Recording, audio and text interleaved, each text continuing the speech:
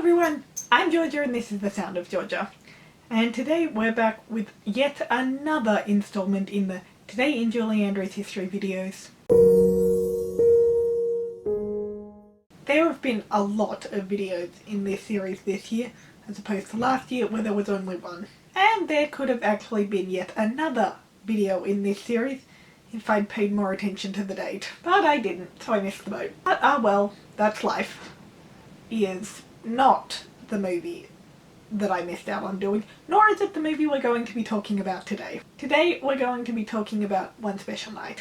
One Special Night was a TV movie Julie made in 1999, and it was released on the 28th of November, so 20 years tomorrow. It was based on the play A Winter Visitor by Jan Hartman, and it was the third and final film Julie made with James Garner. So the film kind of has two plots, and they're both connected by James Garner's character Robert. And it takes place at Thanksgiving and follows them all the way through to Christmas. Robert's wife Mary Beth is in a hospice with dementia. He goes to pick her up and take her home for a family Thanksgiving dinner, but that doesn't turn out all that well.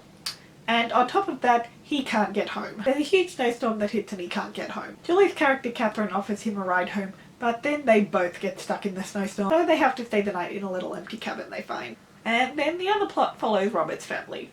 And so that night we swap between Catherine and Robert at the cabin and what's going on with Robert's daughters. And as I said, that's not the end of the movie, because after that we follow everybody straight through to Christmas. And that's all I'm going to say about the plot for now. Julie's character's a doctor in this film, which is obviously very, very un-Julie. But there are other things about Catherine that are so similar to Julie, it's kind of freaky. She's not just playing herself in a general sense. There are tiny details that match up with Julie almost perfectly. For example, Catherine doesn't really cook, and neither does Julie. And no, I don't mean Julie may very well have somebody to do her cooking for her now. She said at one point that Blake does the cooking and I do the washing up. And that's pretty much the exact same thing with Catherine. She also describes herself as, I was skinny like a beanpole, had bandy legs, a lazy eye.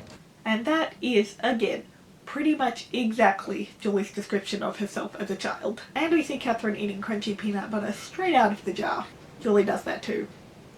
I actually wonder if they put that one in for her. And when she first meets Robert's family, his daughter says that she used to give out the best candy on Halloween. And she thanks her for all the Hershey bars she got from her over the years. And if you remember a few weeks back from my Emily history video, Hershey bars were kind of a bit of a recurring theme in that film. And remember, James Garner was also in that film. Poof! Mind blown. Not really, but... So, how do I feel about this film? Well, unlike many films, there is a bit of a distinct separation within this film. Yes, the two stories converge, but particularly at the beginning, there is a very distinct separation between the plot that Julie's in and the other plot. Now, I don't by any means hate the plot with Robert's daughters, but I'm far more invested in the plot between Julie and James's characters. They are just wonderful together, and because of when this film came out and because it was the last one they did, it seems very, very genuine. It's almost as if when they're together, they're not acting. Just two lifelong friends. I mean, I said there were things about Catherine's character that fit Julie so perfectly, it's freaky.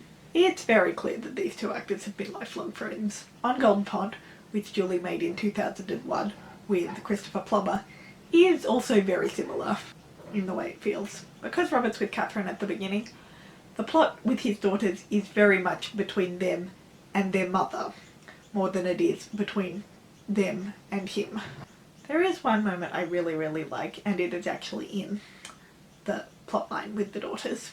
There's one moment where one of Robert's daughters is sitting down with his grandson, and he asks whether grandma's okay. And as I mentioned at the beginning, Robert's wife has dementia, so his daughter tells the boy, she's just tired. She's tired of remembering everything. And I just think that's a great description of dementia to give a little kid, because the grandson is... Actually, I have no idea how old he's meant to be. I looked it up. The actor would have been about 7 or 8 when they were filming. He looks a lot younger. For this last bit, I'm going to have to enter a bit of spoiler territory, so you have been warned. You can probably guess, just from the type of film it is, that there's going to be a little romance going on between Julie's character and James's character. Heck, it's Julie and James. But as has also been mentioned, Robert's married. Julie's character's widowed, but Robert is married to begin with. So when Mary Beth dies, it's a little convenient, I guess. Obviously something like that has to happen if you want Robert and Catherine to get together. And I think that's why the plotline with the daughters is more focused on them and their mother rather than them and their father. It feels a bit weird to say this because obviously I'm shipping James and Julie's characters because, well, it's Julie and James. But Mary Beth dying almost seems like a bit of a cop-out. The final scene is of them back at the cabin, and of course it ends with a kiss. And it's like, your wife died 3 weeks ago, remember? I'm probably explaining it way too broadly and being way too harsh, but I don't know. The situation with the mother is an interesting one. All in all, out of all 3 films Julie and James made together, this is probably my least favourite.